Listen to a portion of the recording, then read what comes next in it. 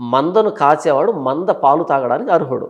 నేను 10 మందిని ప్రభువైన యేసుక్రీస్తు వారిలో నడిపిస్తున్నాను. వాళ్ళు 6 రోజులు పనికి వెళ్తారు, వాళ్ళ జీవనోపాధి సంపాదించుకుంటారు. 7వ రోజు వచ్చి కూర్చుంటారు నా ఎదురుగా, ప్రభువైన యేసుక్రీస్తు వారి గురించి నేను బోధిస్తున్నాను వాళ్ళకి. వాళ్ళని నేను ఆధ్యాత్మికంగా దేవుని వైపు నడిపిస్తున్నప్పుడు భౌతికంగా నన్ను వాళ్ళు పోషిస్తారు. ఎట్లా ఈ 6 రోజులు కష్టపడిందంతా మీరు తీసుకొచ్చి దశంభాగ రూపంలో ఇవ్వాలి అంతే. 6 రోజులు కష్టపడేదంతా నాకు ఇస్తే వాళ్ళు ఏం చేస్తారు? గుడిమెట్ల దశంభాగ రూపంలో ఇవ్వాలంటున్నా. మరలా చెప్తున్నాను, 6 రోజులు కష్టపడినంతా నాకు ఇస్తే వాళ్ళు గుడిమెట్ల దగ్గర అడక తింటారా? రైల్వే స్టేషన్లో అడక తింటారా? ఆహా. 6 రోజులు కష్టపడినంత ఇవ్వరు. వాళ్లకు ఎంత ఇవ్వాలని దేవుడు ప్రేరేపణిస్తే అంత ఇస్తారు. కానీ దశం భాగమే ఇవ్వాలి. సరే ఈసారి కాకుండా నెక్స్ట్ సారి మీకు కవర్లు ఇస్తాము. ఎవరైతే దశం భాగము అనే పదాన్ని ప్రయోగిస్తున్నారో, కలవరి టెంపుల్ సతీష్ కుమార్ దగ్గర నుంచి మొదలుపెట్టి గల్లీలో ఉండేటువంటి చిన్న పాస్టర్ దాకా ఎవరైతే దశం భాగం ఇవ్వాలని బోధిస్తున్నారో వాళ్లకు బైబిల్ మీద అవగాహన లేదు అని అర్థం. ఓకే, అంతే. ఒక వ్యక్తి అంటాడు దశం భాగం అంటే 10% కాదు 25% అని ఒక వ్యక్తి అంటాడు. Let it be 30%. ఒక్కసారి ఇది వినే ఉంటారు మీరు. మీ మంచి పదార్థాల్లో మీ ఇంట్లో సొరకాయ వాడితే సొరకాయ తీసుకురావాలా, సుకుడుకాయ అయితే ఆవాలు వండితే కొత్తిమీర కట్ట పుదీనా కట్ట కూడా తీసుకొని రావాలి. Praise the Lord. ఎవరు ఆ వ్యక్తి? పాస్టర్ అని చెప్తున్నాడు ఆయన. ఇప్పుడు ఆయన ఏమంటున్నాడు, దశం భాగాలంటే డబ్బులే ఇవ్వాల్సిన అవసరం లేదు, మీ ఇంట్లో ఉన్న వస్తువులు ఏవైనా, అది కొత్తిమీర సొరకాయ బీరకాయ ఏదైనా కొంతవరకు తీసుకురావాలి. కొత్తిమీర కట్ట కాదు, చీపురు కట్ట తీసుకుని కొట్టాలి ఇలా అంటాను అంతే. కొత్తిమీర కట్ట కాదు, చీపురు కట్ట తీసుకుని కొట్టాలి. ఎందుకంటే అసలు ఏంటి అడుగు తినడం అంటే ఇట్లా ఉంది అని అంటున్నా అంతే. ఇప్పుడు మీకు ఇంకోటి చూపిస్తా. ఈయన ఏమంటున్నాడు, దేవునికి స్తోత్రం హల్లెలూయా, 2 చేతులు పైకి లేగాలి చెప్తాను, మక్కిలి దిగిపోతే లేకపోతే. ఏంటంటే 2 చేతులు పైకి లేపి చెప్పాలి, లేదంటే మక్కిలి కొడతా అంటున్నాడు ఒక పాస్టర్. 2 చేతులు పైకి లేగాలి చెప్తాను, మక్కిలి దిగిపోతే లేకపోతే. చూడండి, వీళ్ళందరూ పాస్టర్లు అని చెప్పుకొని లేదంటే ఒక స్క్రీన్ పెట్టి ఆ మాట చెప్పినటువంటి తమ్ముడు నాకు తెలుసు. ఓకే, ఆ మాట చెప్పిన తమ్ముడు రాజమండ్రి దగ్గర గొమ్మల దొడ్డిలో ఉంటాడు. బిల్డర్ అనుకుంటా. ఆ వ్యక్తి పాస్టర్ కాదు, వాళ్ళ నాన్న పాస్టర్. ఆ అబ్బాయి ఆ ఫ్లోలో చెప్పాడు, కొత్త కదా, వేదిక ఎక్కడ కొత్త కాబట్టి ఏదో ఫ్లోలో చెప్పాడు. తర్వాత చాలా రిపెంట్ అయ్యాడు. మంచి పాయింట్ చెప్పారు అన్న. అంటే వాళ్ళ నాన్న పాస్టర్ అయినంత మాత్రాన కొడుకు కూడా అదే ఫీల్డ్ లో ఉండాలి, నేను కూడా పాస్టర్ అని చెప్పి తగిలించుకోవాలి, ఒక బ్లేజర్ ఒక కోట్ వేసుకొని 5 minutes స్పీచెస్ చెప్తే పాస్టర్ అయిపోతారా? ఎట్లా? ఎగ్జాంపుల్ నేను లాస్ట్ టైం ఒక వ్యక్తిని కూడా అడిగినా, చెప్తా. కానీ నాన్న పాస్టర్ ఫీల్డ్లో ఉన్నాడు కాబట్టి, ఎన్నో ఏళ్ళుగా బోధిస్తున్నాడు కాబట్టి నేను కూడా పాస్టర్ అని చెప్పుకునే వ్యక్తులల్లా ఉదాహరణకు చెప్పాలని నేను రీసెంట్గా అవినయ్ గారిని ఒక ఇంటర్వ్యూ చేసిన. ఎట్లా మీరు ఎట్లా పాస్టర్ అయ్యారు అని అంటే, నేను తరోగా 3-4 సార్లు బైబిల్ చదివినా, నాకు పూర్తి అవగాహన ఉంది దాని మీద. అండ్ మోరోవర్ మా నాన్నగారు కూడా గతంలో పాస్టర్ అని చెప్పిండు ఆయన. అంటే నాన్న పాస్టర్ అయినంత మాత్రాన కొడుకు కూడా పాస్టర్ అవ్వాలని ఏమైనా ఉంటుందా? అలాంటి నియమ నిబంధనలు ఏమైనా బైబిల్లో ఉంటుందా? పాస్టర్ తనం అనేది వారసత్వం కాదు. పాస్టర్ తనం వారసత్వం కాదు. బైబిల్లో గ్రేటెస్ట్ లీడర్స్ ఉన్నారు. గ్రేటెస్ట్ లీడర్స్ మోషే ఉన్నాడు ఉదాహరణకి. మోషే తదనంతరం మోషే పిల్లల నాయకత్వం చేయలే. యెహోషువ అనేటువంటి సంబంధం లేనటువంటి మోషే అనే వ్యక్తి లేవీ గోత్రానికి సంబంధించినాడు. యెహోషువ అనే ఆయన ఎఫ్రాయిం గోత్రానికి సంబంధించినాడు. ఆయనకి లీడర్షిప్ ట్రాన్స్ఫర్ అయింది. యెహోషువ తదనంతరం యెహోషువ పిల్లలు లీడర్స్ కాలే. అలా ఏంటంటే బైబిల్లో నాయకత్వం అన్నది వారసత్వం కాదు. దేవుడు ఎవరిని ఏర్పాటు చేస్తుంటే వాళ్ళు నాయకులుగా వ్యవహరించారు. మీరు మంచి ప్రశ్న అడిగారు. తండ్రి పాస్టర్ అయితే పిల్లలు కూడా పాస్టర్ కావాలనా అంటే, ఇప్పుడు నేను పాస్టర్ని కదా, నా కొడుకు పాస్టర్ కావాలి అన్నది నా ఆలోచన. అది ఎవరికైనా ఉంటుంది నా ఆలోచన. ఎందుకంటే పాస్టర్ తనం అనేది ఎంత గంభీరమైనదో, ఎంత బాధ్యత కూడుకున్నదో, ఎంత సమాజ హితాన్ని కోరుకునేదో బైబిల్ బట్టి నాకు తెలుసు. కాబట్టి వాడు కూడా ఇలాగే సమాజానికి ప్రభువైన యేసుక్రీస్తుని ప్రకటిస్తూ సమాజాన్ని దేవుని వైపు తిప్పేటువంటి ఇంటెన్షన్ లో పాస్టర్ తనం అనేది చాలా గొప్పది, గంభీరతనం. కొంతమంది పాస్టర్లు అని చెప్పుకుంటే చాలు, మనకు నెలసరి ఆదాయం ఇంత సంపాదించుకోవచ్చు. దాని దగ్గరికి వస్తున్నా. ఈ పాస్టర్ అనేటువంటి ఈ స్థితిలో ఆ దేవుడు ఇచ్చినటువంటి ఆధిక్యత ఏంటో నాకు తెలుసు. కాబట్టి అలాంటి ఆధిక్యత నా కొడుకు కూడా పొందాలన్నది నా ఆలోచన. కానీ బైబిల్లో చెప్పిన అర్హతలు కనుక నా పిల్లాళ్ళలో నాకు కనిపించకపోతే, రేపు నేను వెళ్ళిపోయేటప్పుడు వాడికి గనక ఈ అర్హతలు కనిపించకపోతే, బైబిల్లో 16 క్వాలిటీస్ ఉన్నాయి, క్వాలిఫికేషన్స్ ఉన్నాయి. ఒక పాస్టర్ అంటే ఈ 16 లక్షణాలు ఉంటే వాడు పాస్టర్. ఉంటాయా జాన్ గారు ఆ నియమ నిబంధనలు ఒక పాస్టర్కి ఎలా ఉండాలి? బైబిల్లో ఉన్నాయి, తిమోతి పత్రికలోను తీతు పత్రికలోను ఉన్నాయి. 16 ఉంటాయి. 16 లక్షణాలు ఉన్నాయి. ఈ 16 లక్షణాల్లో ఏదైనా మిస్ అయితే వాడు పాస్టర్గా పనికిరాడు. ఓకే, ఇది బైబిల్ చాలా స్పష్టంగా చెప్పింది. ఈ 16 లక్షణాల్లో నా కొడుకు ఏదైనా మిస్ అయితే నేనే వాడిని పాస్టర్గా చెయ్యను. వాడిని చదివిపిస్తున్నాను, వాడు చదువుతున్నాడు, వాడు ఏదైనా చేయొచ్చు. వాడు ప్లేయర్ కావచ్చు, లేకపోతే ఇంజనీర్ కావచ్చు, లేకపోతే ఇంకోటి కావచ్చు, ఏదైనా కావచ్చు. ఎందుకంటే వాటికి ఆ క్వాలిఫికేషన్ వాడు సెలెక్ట్ అయితే వాటిని వెళ్ళిపోతాడు. కానీ బైబిల్ పట్టుకున్నటువంటి ఒక పాస్టర్గా ఈ క్వాలిటీస్ లేకుండా వాడిని నేను పాస్టర్గా చెయ్యను. అయితే నేను వాడు పాస్టర్ కావాలని కోరుకుంటాను ఒక తండ్రిగా. కానీ వాడు పాస్టర్ క్వాలిఫికేషన్ లేకపోతే అనుమతించను, ఏది దేవుడికి లోబడి. అయితే ఈరోజు సమాజంలో చాలా మట్టుకు వాళ్ళ నాన్న పాస్టర్ ఉంటాడు, కొడుకు కూడా పాస్టర్ అవుతాడు, కూతురు కూడా పాస్టర్ అవుతుంది, బామ్మర్ది పాస్టర్ అవుతాడు, తమ్ముడు పాస్టర్ అవుతాడు. ఫ్యామిలీ మొత్తం కుటుంబ పరిపాలన అనేకంటే కూడా కుటుంబ రాజరికం. ఈ చర్చికి వచ్చే వాళ్ళంతా బానిసలు అయిపోతున్నారు. ఇది ఎక్కువ శాతం జరుగుతుంది. ఎందుకు ఇలా జరుగుతుంది అన్నది మీకు తెలియాలి. మీ ద్వారా మొత్తం క్రైస్తవ్యాన్ని కూడా తెలియాలి. ఉదాహరణకి కలవరి టెంపుల్ సతీష్ కుమార్ని తీసుకుందాం. ముసుగుల గుద్దులాట ఎందుకబ్బా, బాగా నోటెడ్ ఉంది మీకు ఆ పేరు. పోలీస్ డిపార్ట్మెంట్కి ఎవడు దొంగ తెలుసు, మీకు same at the same time మీకు కూడా సేమ్ టైం. నేను బైబిల్ లేఖనాలు మాత్రమే, ఈ బైబిల్ మాత్రమే క్రైస్తవ్యాన్ని పరిపాలించాలి. మనుషులు కాదు, మనుషుల అభిప్రాయాలు కాదు, మనుషుల పద్ధతులు కాదు, వ్యక్తిగత మనిషి కాదు క్రైస్తవ్యాన్ని పరిపాలించాల్సింది, బైబిల్ మాత్రమే అనే దాని మీద స్టాండ్ అయిన వ్యక్తిని నేను. మంచి కోట్ చెప్పారు. ఇలాంటి నాకు దీనికి వ్యతిరేకంగా ఉన్నటువంటి దొంగలందరూ లిస్టు తెలుసు. మీరు ఇంతకుముందు అన్నారు 100 మందిని చెప్తాను, నేను 200 మందిని చెప్తాను ఈ దొంగలందరూ కలిపి. అలాంటి వాళ్ళందరూ అలా బైబుల్ని పెడతో పట్టించే వాళ్ళందరూ లిస్టు మీరు పెడితే వాళ్ళందరికి పైన పెట్టే పేరు ఎవర్రా అంటే కలవరి టెంపుల్ సతీష్ కుమార్. మన ఏపీలో అయితే, అటు తెలంగాణలో అయితే దినకరన్ ఫ్యామిలీ ఒకటి ఉంది. ఈయనకంటే ముందు ఆ బ్యాచ్ పెద్దది. అయితే ఆ తమిళనాడులో ఉన్నటువంటి దరిద్రాన్ని తెలుగులో తర్జుమా చేశాడు ఇక్కడ మన కలవరి టెంపుల్ సతీష్ కుమార్ గారు. అటు బెల్లంపల్లిలో ప్రవీణ్ కుమార్ గారు. వీళ్ళని చూసినటువంటి చోటా మోటా వాళ్ళందరూ కూడా వీళ్ళని రోల్ మోడల్గా పెట్టుకున్నారు. ఇదేదో బాగుంది కదా అని. అమ్మ తేజ అని ఇలా ఈ బొమ్మ తేజాలందరూ ఈ రీసెంట్గా వచ్చారు. అమ్మ తేజ, మీరు బొమ్మ తేజ అంటున్నారు. వాడు బొమ్మే. అరటి పళ్ళు తింటే పిల్లలు పుడతారన్నాడు, బొమ్మ కాకపోతే అమ్మ ఎందుకు అవుతాడు? ఇప్పుడు చూడు, అరటి పళ్ళు తింటే మలబద్ధకం పోతుందని తెలుసు నాకు ఒక సైన్స్ టీచర్గా. బహుశా మీకు కూడా ఉంటుంది.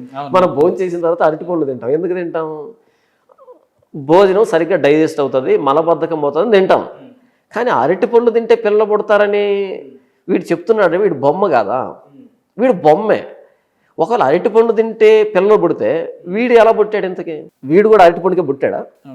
నాది చాలా పుట్టుంటేనే చెప్తాడు కదా అన్న. ఆయన మీటింగ్లలో ఒక 100 మంది ఉంటే అందులో ఒకరిద్దరు పేర్లు చెప్తాడు. ఏసయ్య నీకు భవిష్యత్తులో ఉద్యోగం. ఓకే, అరటి పండు తింటే పిల్లలు పుడతారన్నది ఎంత వాస్తవమో వీడు అలా పిలుస్తున్నాడు అన్నది కూడా అంతే వాస్తవం. అంతే. దీన్ని పక్కన పెట్టేస్తే ఇప్పుడు కలవరి టెంపుల్ సతీష్ కుమార్ దగ్గరికి వద్దాం. ఈ వ్యక్తి ఏం చేశాడు అంటే 52 రోజుల్లో చర్చి కడుతున్నా అని చెప్పి పెద్ద గోడౌన్ కట్టాడు. ఆ 52 రోజుల్లో చర్చి కట్టడం అన్నది వాక్యానికి వ్యతిరేకం. బైబిల్లో 52 రోజుల్లో గోడ కట్టారు, గోడ. కానీ ఏం చెప్పాడు? బైబిల్లో కూడా చర్చి కట్టారని చెప్పాడు. ఫస్ట్ అబద్ధం. రెండోది ఏంటంటే 52 రోజుల్లో నేను చర్చి కడుతున్నా కాబట్టి అని లాటరీ పెట్టాడు. ఆయన BMW కార్ని లాటరీ పెట్టి, మీరు ప్రతిరోజు కానుక పంపిస్తే 1,00,000కు పైగా కానుక పంపిస్తే వాళ్ళందరూ పేర్లు రాస్తాము, ఈ చర్చ అయిపోయిన తర్వాత దీన్ని లాటరీ పెడతాం, ఎవరి పేరు వస్తే లక్కీ డ్రాలో డిప్ చేసినప్పుడు వాళ్ళకి కారు ఇస్తాము అని చెప్పాడు. ఎంత స్కామ్ అనుకుంటున్నారు ఇది? నేను 1,00,000 ఇచ్చాను ఈరోజు, నా పేరు రాసుకుంటా కదా నువ్వు. నేనేమనుకుంటాను? పోతే 1,00,000 వస్తే కారు, వస్తే BMW కారు. ఒకవేళ పోతే 1,00,000 పోయింది అనుకునేది లేదు, మరలా ఇచ్చింది దేవుడి పనికి. దేవుడు అనగానే మనకి ఇది పనిచేయదు బ్రదర్, స్పృహ పనిచేయదు, విచక్షణ పనిచేయదు. దేవుడు అంటే భక్తి మూడులోకి వచ్చేస్తాం. వాడు IAS ఆఫీసర్ అయినా సరే. రాధా మనోహర్ దాస్ గారు గొర్రెలను కోట్ చేసింది. మీరే అంటారు దేవుడు అనగానే. నేను చెప్తున్నది ఇక్కడ క్రైస్తవుల గురించి కదా, నేను చెప్తుంది ఇక్కడ మనిషి సైకాలజీ గురించి. నేను ఓన్లీ క్రైస్తవుల గురించి. నేను క్రైస్తవుల దగ్గర కూడా వస్తాను. మనిషి సైకాలజీ ఏంటంటే దేవుడు అనగానే వాడు IAS ఆఫీసర్ అయినా సరే ఇలా వచ్చేస్తాడు. ఇక రీజనింగ్ పక్కన పెట్టేస్తాడు. నో, మన రీజనింగ్కి అర్థం కాకపోతే అందకపోతే ఆయన దేవుడు కాదు, అప్పుడు ఆయన మూఢనమ్మకం అవుతాడు. మన రీజనింగ్కి అందకపోతే ఆయన దేవుడు కాదు, ఆయన మూఢనమ్మకం అవుతాడు. ఇక్కడ ఏంటంటే మేము దేవుడికి లక్షిస్తున్నాం, వస్తే BMW వస్తుంది, పోతే దేవుడు కానుక అవుతుంది అనేటట్టుగా 52 రోజులు కానుకలు పంపించారు బ్రదర్. జస్ట్ ఇమాజిన్ చేయండి ఎంత డబ్బు వచ్చి ఉంటుంది. పెట్టింది BMW కారు, రోజుకి ఇలాంటి 10 కొనవచ్చు, అంత కానుక వచ్చేసింది. చివరిలో ఒక పేరు వచ్చింది, ఆ పేరు గల వ్యక్తికి BMW కారు ఇస్తున్నా అని చెప్పాడు. ఇక్కడ డ్రామా చూడండి, మరలా ఆ వ్యక్తి నాకెందుకు BMW కారు, దీన్ని మరలా మీకే ఇస్తున్నాను దేవుడి పనికి. వాట్ ఏ స్కామ్ కదా, వాట్ ఏ స్కామ్ కదా. ఇప్పుడు ఈ వ్యక్తి ఇంత స్కామ్ చేసి ఇన్ని కోట్లు సంపాదించి ఇంత గోడౌన్ కట్టింది దేనికి అనుకుంటున్నారు? BMW ఆయనకే పోయింది, కానుకలు ఆయనకే పోయాయి, ఈ చర్చ వచ్చేసింది, ఇంత జరిగింది. ఇప్పుడు లక్షల మంది వెళ్తున్నారు.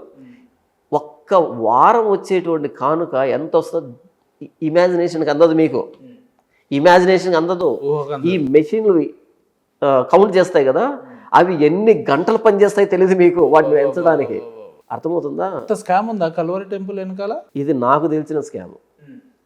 లోపల జరిగేది ఆయనకు మాత్రమే తెలియాలి, ఆయనకు మాత్రమే తెలియాలి, ఇంకెవరికి తెలియదు. అంత జరుగుతుంది. ఇప్పుడు ఈ వ్యక్తి చేస్తున్నది భక్తి కాదు, జస్ట్ బిజినెస్. భక్తి పేరుతో బిజినెస్ చేస్తున్నాడు. దీన్ని ఎవడికి పడితే వాడికి ఎందుకు ఇస్తాడు బ్రదర్? ఇప్పుడు మహేందర్ గారు సిగ్నేచర్ స్టూడియో పెట్టాడు. ఆయన తదనంతరం ఆయన కుర్చీలో ఎవరు కూర్చోవాలని కోరుకుంటాడు? ఆయన వారసత్వం, ఎవరో దారిని ఎవడు వచ్చి కూర్చుంటే ఒప్పుకుంటాడేంటి? ఆయన కొడుకు కూర్చోవాలని కోరుకుంటాడు. ఇదో తప్పేమైనా ఉందా? తప్పేమీ లేదు కదా. అలాగే కలవరి టెంపుల్ సతీష్ కుమార్ కూడా ఆయన బిజినెస్ చేస్తున్నాడు కాబట్టి, భక్తిని బిజినెస్గా మార్చుకున్నాడు కాబట్టి, ఆయన ఒక ఎంపైర్ని స్థాపించాడు కాబట్టి, సామ్రాజ్యాన్ని స్థాపించాడు కాబట్టి, ఆయన కొడుకే ఆ ఎంపైర్ని రూల్ చేయాలనుకుంటాడు. మరి ఈయన బిజినెస్ చేస్తున్నప్పుడు క్రైస్తవ సమాజం ఎందుకు ఆయనని ఇంతలా ఆరాధిస్తుంది, ఎందుకు నమ్ముతలేరు? లేదంటే ఆయన చెప్పిన మాటలు ఎందుకు నమ్ముతున్నారు? లేదంటే ఈయన ఇలా స్కామర్ అని చెప్పి ఎందుకు వాళ్ళు నమ్ముతలేరు అంటున్నారు? మీరు స్కూల్కి వెళ్ళి వెనకాల భుజాన టెక్స్ట్ బుక్లు అన్నీ వేసుకొని బ్యాగులో స్కూల్కి వెళ్ళి అలా స్కూల్ని చుట్టూ తిరిగి 4 వైపులో చూసి ఒక చెట్టు కింద కూర్చొని ఇలా ఇంటికి వచ్చేస్తున్నారు అనుకోండి. 1 సంవత్సరానికి మీకు చదువు అబ్బుతుందా? ఏం చేయాలి? లోపలికి వెళ్ళి టెక్స్ట్ బుక్లు ఓపెన్ చేసి ఆయన చెప్పేది వింటే కదా మీకు వస్తుంది, చదువు వస్తుంది. చాలా మంది క్రైస్తవులు ఏంటంటే ఈ బైబుల్ని చర్చికి తీసుకుని వెళ్తారు బ్రదర్. దీన్ని చర్చికి తీసుకుని వెళ్తారు, అంతే, మరలా తీసుకుని వస్తారు, అంతే. దీన్ని ఒక ఐడి కార్డు లాగా తీసుకుని వెళ్తారు, తీసుకుని వస్తారు. ఏదో క్రిస్టియన్ ఇంటి దగ్గర తెరిచి ఏంటిది అని చదవరు బ్రదర్. తర్వాత అక్కడ వేదిక మీద ఉంటారు కదా, పాస్టర్లు అని పిలువబడతారు. వాళ్ళు దీంట్లో ఉన్న విషయాలు చెప్పడం మానేసి కాకి బావ, నక్క బావ, గాడిద బావ, పులి బావ కథలు చెప్తారు. లేకపోతే TV9లోనో TV5లో వచ్చేటువంటి న్యూస్లు చెప్తారు. లేకపోతే మోటివేషనల్ స్టోరీస్ చెప్తారు. ఎప్పుడు అబ్బుతుంది వాళ్ళకి బైబులు? ఎలా తెలుస్తుంది వాళ్ళ బైబులు? మీకు 80 ఏళ్ళు వస్తే మాత్రము 4 ముక్కలు చదువు రాకపోతే బస్ స్టాండ్ నిలబడితే అది ఏ ఊరికి వెళ్తుంది బస్సు అంటే వాడు హైదరాబాద్ అన్నా నమ్మాలి, కర్నూలు అన్నా నమ్మాలి, ఢిల్లీ అన్నా నమ్మాలి. ఎందుకని? నీకు 4 ముక్కలు రావు. వయసు ఏమో 80 సంవత్సరాలు, 4 ముక్కలు రాకపోయాయి. ఏం చేయాలి? ఇంకొకరిని అడగాల్సిందే కదా. ఎన్ని రోజులు చర్చికి వెళ్ళినా సరే బైబుల్ చదవకపోతే, ఎన్ని రోజులు చర్చికి వెళ్ళినా సరే బైబుల్ బోధించకపోతే ఎలా తెలుస్తుంది నీకు బైబులు? బైబిల్లో చాలా స్పష్టంగా రాయబడింది, సత్యానికి చెవినివ్వకుండా కల్పనా కథల వైపు తిరిగే కాలం వస్తుంది. జనులు హితబోధను సహింపక దురద చెవులు గలవారై తమ స్వకీయ దురాశలకు అనుకూలమైన బోధకులను తమ కొరకు పోగు చేసుకున్నారు కాబట్టి సత్యానికి చెవినియక కల్పనా కథల వైపు తిరిగే కాలం వస్తుంది అని చెప్పబడింది తిమోతి పత్రికలో. జనులు ఎలా తయారయ్యారంటే సత్యానికి చెవినియక, ఇది సత్యం. ఇంతకు యేసుప్రభువు ఎవరు? ఆయన ఏం చెప్పాడన్న సత్యం. సత్యానికి చెవినియక తమ స్వకీయ దురాశలకు అనుకూలమైన బోధకులు. ఏ బోధకులు? సత్యాన్ని చెప్పే బోధకులు వద్దంట, తమ స్వకీయ దురాశలకు అనుకూలమైన బోధకులు. మీరు వెళ్ళండి కలవరి టెంపుల్కి, మీరు అప్పులతో ఉన్నారా? మీరు రోగాలతో ఉన్నారా? మీ కుటుంబంలో సమస్యలు ఉన్నాయా? మీకు కోర్టులో కేసులు ఉన్నాయా? మీకు ఉద్యోగాలు రావట్లేదా? మీకు పెళ్ళిళ్ళు కావట్లేదా? మీకు పిల్లలు పుట్టట్లేదా? జాబ్ వస్తలేదా కదా? ఈ బైబిల్ అంతా తిరగేయండి. అలాంటి ఒక మొక్క ఇక్కడ ఉంటే కనుక నేను వదిలిపెట్టేస్తాను యేసుప్రభుని. కల్వరి టెంపుల్ ఇలాంటి బుక్ ఉండదా? నేను అదే అంటున్నాను అబ్బా. బ్యాగ్లో టెక్స్ట్ బుక్లు వేసుకొని బడి చుట్టూ తిరిగి వస్తే రాదు చదువు. ఈ బైబిల్ వేసుకొని అలా వీళ్ళు అలా వస్తుంటే రాదు. నువ్వు కథలు చెప్పుకుంటూ, నేను అదే అంటున్నాను, పిల్లలు లేక బాధపడుతున్నారా అని బైబిల్లో లేదబ్బా. ఓకే. రోగాలతో బాధపడుతున్నాను బైబిల్లో లేదు, అప్పులతో బాధపడుతున్నావా బైబిల్లో లేదు, ఉద్యోగం రాక బాధపడుతున్నావు బైబిల్లో లేదు, విడాకులు రాక బాధపడుతున్నావు బైబిల్లో లేదు.